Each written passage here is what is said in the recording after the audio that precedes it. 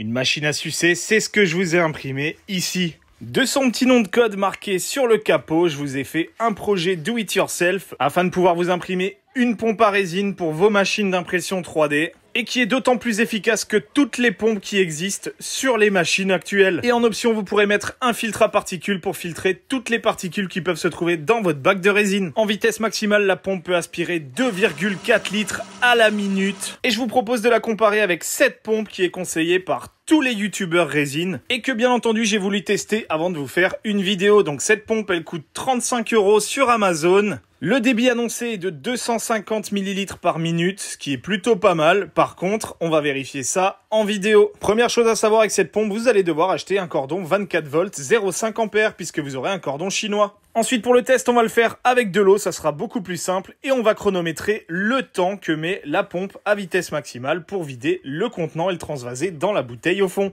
Alors clairement, je vais vous épargner toute la durée de la vidéo parce que ça dure une plombe et on va aller directement au résultat. Résultat, avec cette pompe pour aspirer 600 ml, on est à 4 minutes, ce qui fait plutôt un débit de 150 ml minute et non pas 250 comme vendu sur le site. Et je vous propose la même expérience avec ma pompe. Donc on va démarrer le chrono et la pompe en même temps. Et ce coup-ci, j'ai aucun problème à vous laisser la vidéo sur toute la durée puisque du coup, vous allez le voir, c'est extrêmement rapide. Bien entendu, on n'est pas sur la même pompe, on n'est pas sur les mêmes diamètres de tubes. Mais c'est justement là qu'est toute la différence avec ce projet, c'est de vous fournir une pompe efficace qui est capable de vous vider un bac de résine de 2,5 litres en l'espace de 15 secondes. Enfin ça, c'est la théorie. Bien entendu, pour alimenter cette pompe, il va vous falloir plus de puissance, donc 5 ampères, 24 volts. Mais c'est pour moi le minimum pour pouvoir pomper de la résine qui, je le rappelle, contrairement à de l'eau, a une densité 25% supérieure, donc est beaucoup plus visqueuse que de l'eau. Et c'est justement cette différence de densité qui fait toute la différence parce que lorsque j'ai voulu tester la pompe qui était conseillée par tous les youtubeurs résine,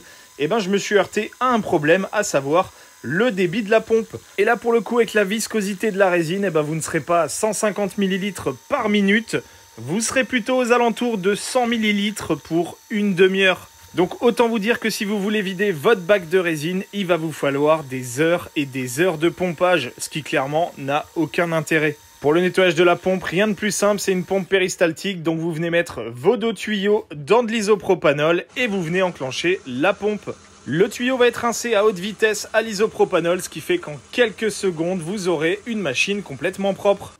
Donc clairement, ce type de pompe avec ce diamètre de tube, vous oubliez, clairement c'est une horreur. Vous allez pomper pendant des heures pour rien, c'est totalement à bannir. Bien entendu, c'est un projet qui est réalisable partiellement en impression 3D puisque vous pouvez réaliser le capot supérieur ainsi que le bas avec une imprimante 3D filament. Moi personnellement, j'ai utilisé le PLA+ de chez Zhongyi et à côté de ça, il vous faudra un peu d'électronique, donc une pompe péristaltique de haute performance. Je vous mettrai un lien avec les modèles 3D. Un bouton d'allumage auto-bloquant avec LED intégrée ou non, et bien entendu un variateur avec une carte puissance à l'intérieur. Personnellement, j'ai également rajouté 4 pieds que vous pourrez trouver facilement en format STL et également du tube silicone pour pouvoir faire fonctionner la pompe. Enfin, il vous faudra un petit connecteur pour pouvoir brancher votre cordon d'alimentation et en option, si vous le voulez, des filtres en ligne pour pouvoir filtrer les particules en sortie.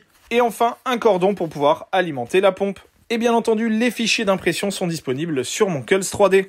Si ce genre de projet vous intéresse, n'hésitez pas à me le dire en commentaire et bien entendu à vous abonner. En attendant, moi je vous fais des gros bisous et à plus!